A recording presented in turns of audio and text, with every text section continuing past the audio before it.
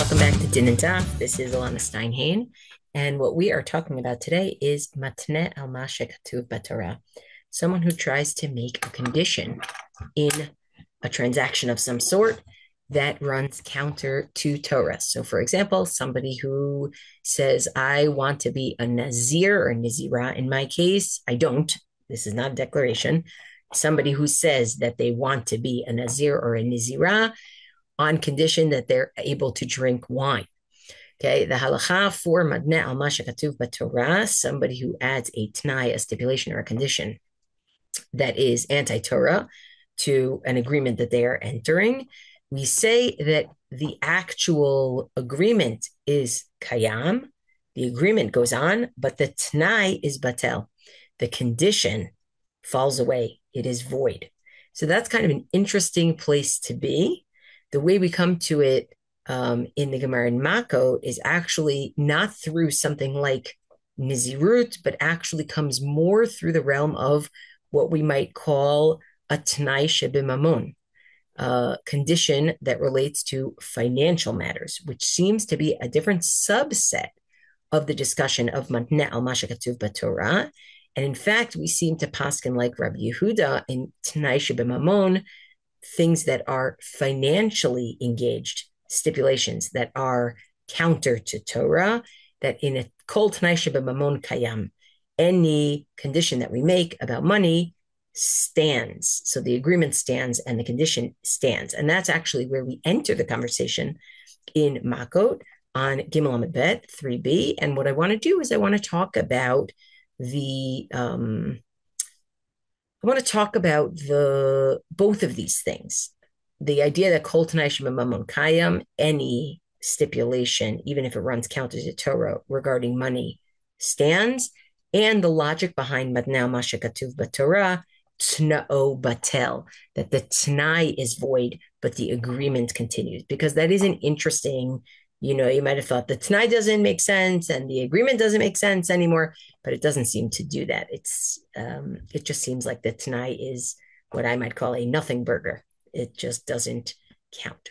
So let's take a look at where we enter this conversation in Makot itself. And from there, we'll move on to the logic behind each of these different kinds of basic rulings about t'naim, about conditions. So the Bavli in Makot has an interesting example where we contrast two types of t'naim that one might make in a financial situation. So the first example is, do you say al menat shelo teshamteni shvi'it, right? On condition that shvi'it, that the Shemitah year will not cancel the debt, versus do you say al menat on condition that you can't take from me in the Shvi'it year, in the Shemitah year. And the reason why I'm saying that those are the two options is because the Gemara actually stipulates similar options when it comes to Onah, the problem of overcharging, right? If you overcharge up to a sixth, the sale is fine. If you overcharge a sixth, the sale is fine, but you have to return the money. If you overcharge more than a sixth, the sale is null and void. And so the Gemara says, what if somebody says to their fellow, Al menat she'ein lecha alai ona'ah, I want to do this sale with you on condition that you have no taina, you have no claim of ona'ah against me, versus if somebody were to say, Al menat she'ein bo ona'ah, on condition that this sale will not have the ruling of ona'ah. It seems like in these cases, we would distinguish between saying on condition that ona'ah does not apply versus on condition that you will not demand that we follow the rules of ona'ah in this case. Now, that seems to be an introduction to a t'nai shebimamon, right? So the Ritva says, L'kach hanachon dechi amar al menat she'ein lecha alai ona'ah t'na'o kayam. Why is it that if somebody says, on condition that you do not hold ona'ah against me, that it works, even the t'nai works, lefisha t'nai hu beinehem, because the condition is being made between the two of them. Uki'ilu mochel lokeach hona'ato. It's as though the buyer, the consumer, is waiving their right to that money that ends up being overcharged. Aval keshehitna almanat she'ein bo ona'ah, but if you try to make a stipulation that there is no ona'ah here, hitna she'ein b'mekach hazeh din ona'ah. What you've tried to do is you've tried to stipulate the laws of ona'ah don't apply. You're not asking the other person to waive their right. The law applies, but waive your right. You're actually saying, I'm making the condition that the law of ona'ah doesn't apply. That doesn't work. Klomar shalo techol alav, that the rule of ona'ah does not apply. Behu matne al ma she'efshar, right? That is something that is impossible. Dal korcho techol bo din ona'ah. Beyond a person's will, ona'ah either applies or doesn't apply. So the Ritva is making a distinction between whether a person is mochelet, is waiving her rights to certain money, and then that t'nai works, or a person is being told ona'ah simply does not apply. That is a no-go. Okay. The Rambam actually says, because mechila, it seems, waiving rights, it seems, is the logic behind kol t'nai shebamamon kayam. Why do we accept conditions like you won't have a taina of ona against me, even though the Torah actually wants us to keep the laws of ona, because somebody can be mochelet, somebody can waive their right to money, and therefore kol t'nai shebamamon kayam. And the Rambam takes this a step further and says, by the way, if you just say almanat she'ein lecha alai ona'ah, if you just say on condition that you have no ona against me, and you don't actually stipulate what it is that you should have to give back to the person or how much they're actually waiving, that doesn't even work. You have to actually stipulate what they're waiving, how much. Aval b'mefaresh ein lo honaya, then there is no ona'ah, because shekol t'nai shebamamon kayam. Any stipulation when it comes to money is legitimate, but only because we say that the other party is able to waive their financial rights. So that seems to be a very convincing logic for why kol t'nai shebamamon kayam, even if you're trying to undermine what the Torah would have said. Now, I just want you to see that the concept of kol t'nai shebamamon kayam comes up already in Tanaitic literature, in the Tosefta and Kiddushin, and it goes as follows: Almanat she'i meti lo tehezkuka li'abam. If somebody does Kiddushin on condition, a man betroths a woman on condition that a person will, if God forbid, he dies and they don't have children, that she will not fall to yibum.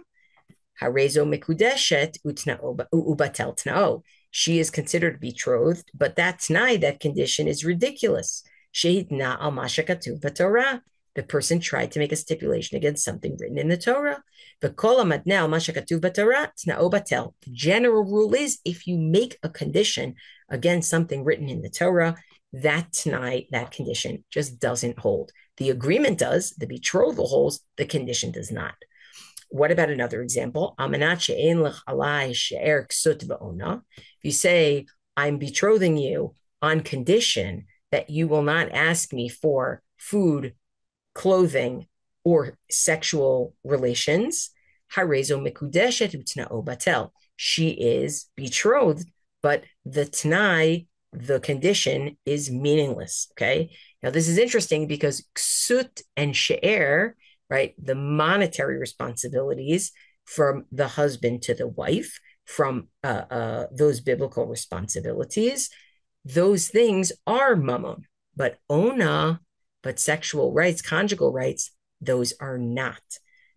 Sehaklal, here's the rule.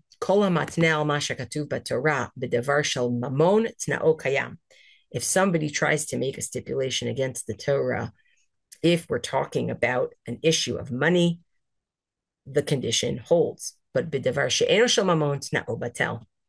it's not money, then the t'nai falls away, right? So that's our general rule. Now here you might imagine what would have happened if he just said, Hitkachili al menat she'en lech alai she'er uksut. You get engaged to me, get betrothed to me on condition that I don't provide you with the, shelter. I don't provide you with the food. I don't provide you with the clothing. It's possible that because it's a T'nai Shebamamon, we might say that totally works and that's fine, right? But that's our general rule. Now, what I want to do is I want to show, before we even get to the logic, we already said that a very plausible logic for Kol T'nai Shebamamon Kayam is the idea that somebody can waive their rights to money, right? We still haven't gotten to the logic of matna ma shekatov b'Torah tna'o batel, the general logic of something that's not in the case of money, but is just a t'nai that is against something in the Torah. Why doesn't the t'nai bring the whole agreement down? Why is the t'nai itself just void and the agreement continues? So we haven't gotten to that second part. But I do want to say one more thing about Kol T'nai Shebamamon Kayim. First of all, there are people who give other reasons for why Kol T'nai Shebamamon Kayim. It's not just Mechila, but I will say the Gemara, it shows up over and over again. The concept of Mechila actually seems to show up over and over again. So that's the preferred explanation that I want to use. But I want to also show that even in Kol T'nai Shebamamon Kayim, there are exceptions. So I'll give you an example of an exception. The Mishnah of Bava Batra, for many of you who learned Bava Batra before you learned Sanhedrin, before you learned Makot, right? You learned how Omer Ish Ploni B'ni B'chor Lo Yitol Pishnayim. If a man says, my eldest son should not get the double portion of inheritance, Ish Ploni B'ni Lo Yirash Im Echav, my son so-and-so should not inherit a portion alongside his brothers. Lo amar klum, they've said nothing. Sheitnal ma shekatov b'Torah, because they have tried to set a condition against what's written in the Torah. Now, I would look at this and say, what do you mean? Kol T'nai Shebamamon Kayim. This is about money. What's the problem? So the Bavli, the Gemara, actually says, Afilu Temer Rabbi Yehuda. You can even say that this Mishnah fits according to Rabbi Yehuda, who usually says Kol T'nai Shebamamon Kayim, that any stipulation when it comes to money holds. But here, hatam yadav kamachla, in the case of a woman, let's say, with a monetary issue, she knows and right, if you imagine the ksut, the she'er and the ksut only, she knows and she's able to be mochelet. She's able to waive her rights. Hachalo kamachel. But in this case, the son is not waiving his rights. Okay. Now, that kind of begs the question, what if the son says, I do want to waive my rights? I don't know why a son would do that, but let's say, what if a son would want to do that? Another explanation that the Rambam cites is "En adam yacholo rish lemisha enu ra'ui liyorsho v'lo la'akor ha'yerusha min ha'yoresh." A person may not give inheritance, qua inheritance, to somebody who is not is not a proper heir, and they cannot uproot inheritance from somebody who is a proper heir. Even though this is a case of mammon, of finances. Why? Because it actually says in the discussion of inheritance, V'haita livnei Yisrael lechukat mishpat. This will be for the children of Israel as an engraved law. Lomar shechuka zo lo nishtana ve'en hatnai mo'il ba. What this is trying to say is this law does not change, and a t'nai, a condition, does not work to change it. Bein shetziva v'hu bari, bein shayashchiv meira, bein ba'al peh, bein bechtav eno mo'il. Whether the person was healthy, the testator, I think that's the name of the person from whom people inherit, or the person was on their deathbed, whether the person said it out loud, or they even wrote a contract of it, no dice, because we have a Zerat HaKatuv, right? So this is an exception for some reason to Kol T'nai Shebamamon Kayim. Okay, so that's part one. Kol T'nai Shebamamon Kayim, generally, probably because a party is mochel, but you might have a situation where a person would not be mochel, or wasn't mochel, or you might have a situation where there's a Zerat HaKatuv that tells you we don't want you messing with this. Fine, but let's go to the other side of the ledger. Matna al ma shekatov b'Torah t'na'o batel. Somebody says, I'm going to be a Nazir, al menat that I'm going to drink wine. And we say, the person's a Nazir, but they still can't drink wine, right? The t'nai is batel, the t'nai is void. What's the logic behind that? So the first thing we need to understand is that t'naim are not just simple sort of they're not just indications. A t'nai is actually a very formal legal phenomenon. And in fact, the t'nai has particular rules in order to obtain. So the Mishnah in Kiddushin, for example, in the third parak says, Rabbi Meir Omer kol t'nai she'eno kit'nai b'nei Gad u'bnei Reuven eno t'nai. Any t'nai, any condition that doesn't follow the model of the conditions made by the children of God and the children of Reuven, where they say we want to be able to have land east of the Jordan, and we are going to go before Bnei Israel and help them. We're going to help them conquer the land, and then we'll come back. And that's the t'nai, that's the condition. All conditions have to follow that model. Shneimar, as it says, Vayomer Moshe Alehem, im ya'avru b'nei Gad uvnei Reuven, uchtiv v'im lo ya'avru chalutzim, right? The way that it is written is, it's what's called a t'nai kaful. It says, if yes, then X. If no, then not X. And it's also written first Hain and then Lav. First, if yes, meaning if they go forward, if they go to Eretz Israel to fight with everybody, then they will get X. And if they do not, then they will not, right? So every t'nai has to follow that pattern, okay? So what's kind of interesting is the Balei Tosfot say, well, that's why we think now ma shekatov b'Torah, the t'nai is batel. Look at the way the Balei Tosfot say it. V'hashta di'alfinan mehatam. Now that we learn from the conversation in the Torah between Bnei Gad and Bnei Reuven and Moshe, and notice half of Menashe shows up later in the conversation, but not at the beginning in Bamidbar, okay? Now that we learn from there, Dimahani t'nai levatel hamasa, that a t'nai, that a condition has the power to void an action or to void an agreement, right? That's a big chiddush, that the condition has the possibility. If they don't fulfill the condition of going into Eretz Israel and helping to fight, they lose their opportunity. That is a big chiddush. So now that we know that from Bnei Gad and Bnei Reuven, that's our halachic precedent. Amrin, and we say, dafka kishe'enu matne al ma shekatov b'Torah.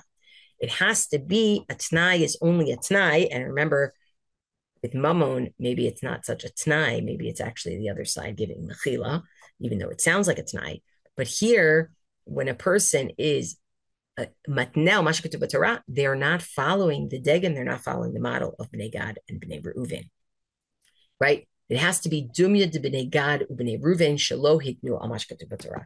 It has to be following the condition of Reuven and Gad, who did not stipulate something against the Torah. Now, I think this is so interesting because this suggestion that the reason why matnel mashkatu b'Torah is void is because we follow, it doesn't have the power of a t'nai because it doesn't follow the t'nai of Bnei Gad and Bnei Reuven.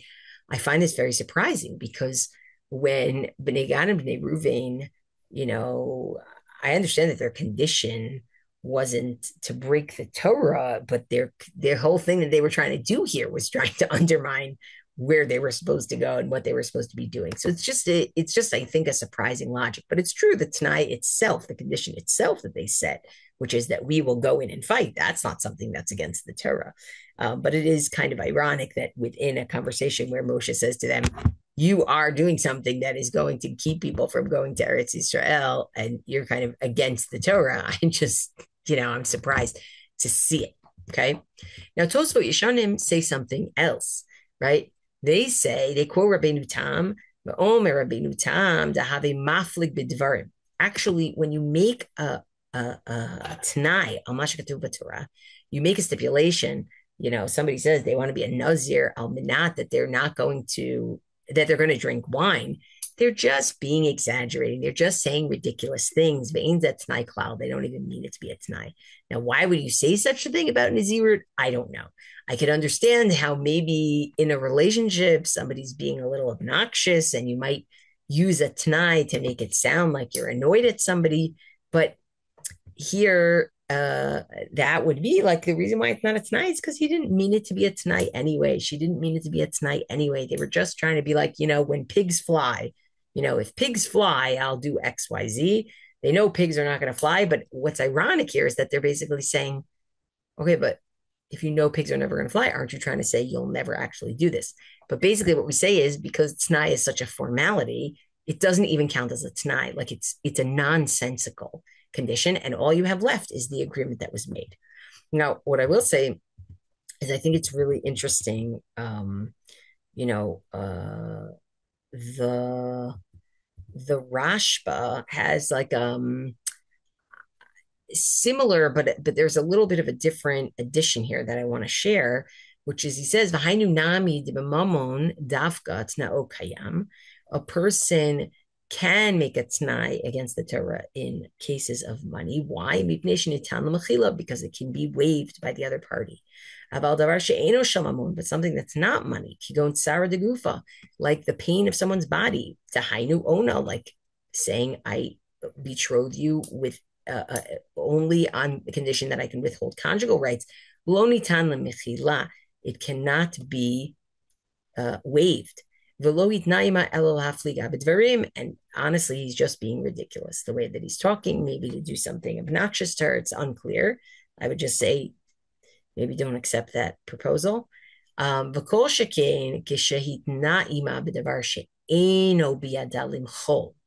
how much more so if he's making a t'nai on something that isn't even in her ability to waive, right? We're saying that tsar haguf, we're saying it shouldn't be waived, or like we don't want people to waive, but there's also even things where you just have no jurisdiction over it, right? You have no jurisdiction. Like somebody who says, I'll marry you on condition that you don't have to have a marital connection that could either be broken with chalitza or fulfilled through yibum with your yavam, with your lever, with your brother-in-law, if the husband dies without them having children. That's something that, she has no power over. She can't, that's something that happens immediate, right? Mishamayim hiknua, like the act of death essentially is what makes her zkukali yavam. Liavam. Shezo megudeshet u'tnai batel. Of course, she's megudeshet. But I just think it's interesting that the Rashba distinguishes between two different kinds of things. That there may be some, matna ma shekatov b'Torah, where the issue is it's lo nitan lemechila. Now, what does he mean by lo nitan lemechila? It shouldn't be waived. It can't be waived. And he's saying there's another level, which is she'eno biyada limchol. Like it isn't even something she'd be able to waive. Like in theory, a person could waive their ona, their conjugal rights, even if they shouldn't, right? But you can't waive having a zika to a yava. So that's kind of interesting. Also want to say Chidush Ramban has something a little bit different, which to be honest, I find a little bit opaque. I'm not sure I totally understand. And I actually have been looking to see if there are other people who are giving interesting suggestions as to what this means. But it seems like the Ramban thinks that part of what's going on here is the especially with the Sher Ksut and Ona case, that the Kiddushin are somehow chalin, and once they're chalin, you can't take the T'nai piece. Look at what he says, and I'm not, again, I'm a little gray on what this means. I think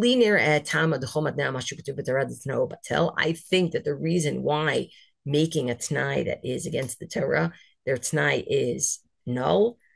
Mishum dechol T'nai teka'akar le'lamase lav t'nahu, because any T'nai that undoes the agreement is not a T'nai. Shekivan she'amar al manat she'en lech alai, right? Haret mikudeshetli, that as soon as he says, on condition that you do not have any of these things against me, ksut, share, and ona, that you can claim, you are mikudeshet, chalu hakidushin, shematzu makom lachul, right? The kiddushin found a way to be affected. Shaharei efshar lihitkayem hatnai shelo yitain lasher ksut v'ona, because it's possible that he won't actually give her these things. And therefore, because of Kiddushin, because the Kiddushin somehow were chal, they're not halfway chal. There's no halfway Ishut. Now, I have to be honest, I'm not sure. I don't quite understand what he means by because it's possible that this could happen, that he wouldn't give her Sher Ksut and Ona, and therefore the Kiddushin are already Chal. Is that maybe saying because it's not impossible, as opposed to something like that you wouldn't be Zkuka Yibum or Yavam? It's unclear to me whether he's saying, you know, Kiddushin is something strange and different, or whether he's saying actually, you know, yeah, I'm being honest. I don't quite understand what he's saying, and I haven't seen people quite explain it. But I definitely invite people to think more about this and to look at the Chidush Ramban. To look at the Chidush Ramban there, it just seems that there is a, something automatic that is going on because of Kiddushin. Okay, I want to end with another exception. And the exception that I want to end with is an exception seemingly to matna ma sheketub b'Torah, not related to mammon, right? Meaning we're supposed to say matna ma sheketub b'Torah tna'o batel. Generally speaking, the t'nai doesn't work. But we have this Mishnah in Menachot which says something really interesting in Parakid Gimel. Hareini Nazir Yigalech b'Mikdash.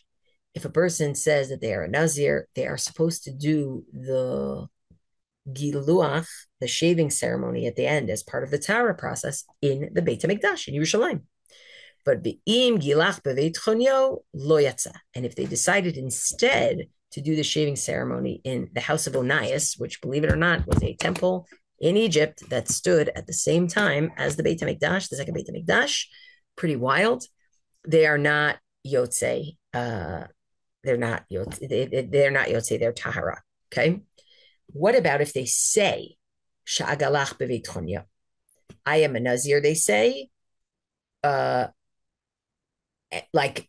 they didn't say the word almanah, they didn't say on condition, but that I will do the shaving in the house of Onias.